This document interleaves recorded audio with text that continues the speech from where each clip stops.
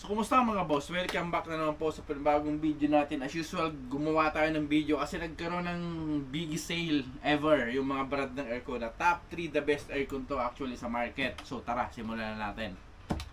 So, ayun na nga po. Yung una sa listahan natin na nag-sale ngayon is si LG. Yung model niya is yung LE100GC2 na compact size. Tapos, dual inverter. Mayroon siyang kilowatt manager para ma-monitor mo yung consumption ng kuryente. Tapos meron din siyang ThinQ application. So meaning pwede mo siyang makontrol using smartphone. May wifi siya. Tapos meron siyang filter alarm and then top discharge para mas malakas yung hangin. And then R32 yung refrigerant na ginagamit niya. Which is eco-friendly siya. 1 year warranty, % labor. Tapos 10 years sa compressor. So ayun na nga. Hindi natin papaligoy-ligoyan yan. Yung SRP niya is 40,888. Makakuha mo lang siya ng 22,499. Naka 1 horsepower ka na, dual inverter, LG branded pa. So yun yung una natin sa listahan. Tapos syempre yung pangalawa natin dito, hindi na natin to bibitinin. Si Panasonic yung nagbigay din ng massive sale actually. Model naman niya is yung CW921 GPH, which is 1 horsepower din to na compact size, inverter din. So all DC motor yung ginagamit yung technology. Tapos meron siyang antibacterial filter, which is advantage yun lalo kung may mga allergy kayo. Tapos meron siyang filter clean indicator. Once na marami yung filter niya, nagkakaroon siya ng indicator. Tapos yung refrigerant niya, same lang kay LG, R32 rin yung ginagamit niya. The best na refrigerant niya sa market.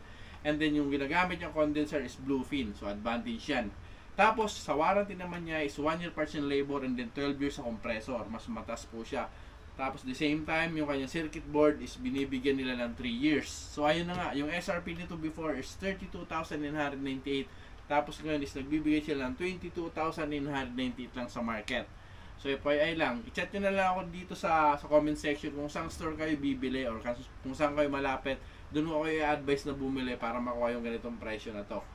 Kasi meron siyang duration actually. So hanggang June 31 lang yung kanyang promotion, yung binabanggit ko dito. So ayun na nga, moving forward tayo sa top 3. Siyempre, sino pa ba? Carrier, nagbigay sila ng massive sale din sa aircon nila. So yung modelo niya is yung WRH009 EEVC2.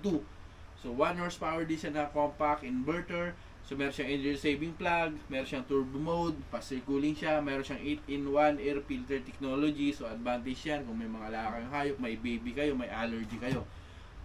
Tapos yung kanyang refrigerant is R14A refrigerant. So hindi ko naman sinasayang pangit pero syempre mas advantage kasi yung R32 kasi syempre doon tayo sa eco-friendly. Pero okay din naman to yung ano na to, yung R410. Tapos meron siyang econo features sa pag ginamit mo to, yung nag-off yung compressor nila, mas makakatipid ka sa kuryente.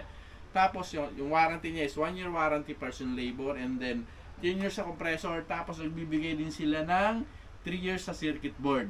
So halos same sila ni Panasonic. Tapos ayun na nga, yung SRP nito is 35,293 and then makukuha mo siya ng 22,993. So yun yung sale price nila kasi before sobrang taas ng mga presyo nila lalo nung summer. Pumapalo to ng nasa 24,000 above yung Panasonic and din yung Carrier. So ayun, pagkakataon nyo na kung gusto nyo pa rin bumili ng aircon, even nagbuulan na. So mas advantage yan ngayon kasi naka-promo sila. Chat nyo na lang kung saan kayo malapit o kung ano mga appliances yung malapit sa inyo para makuha nyo yung ganitong presyo. And FYI lang, hanggang katapusan lang ito ng June. So kaya i-grab nyo na yung opportunity na. So ayun, kung bago ka pa lang sa aking YouTube channel, huwag kalimutan mag-subscribe. I-hit mo na rin yung notification bell para laging updated sa mga video na aking gagawin regarding appliances. Yun lamang mga boss. Peace out.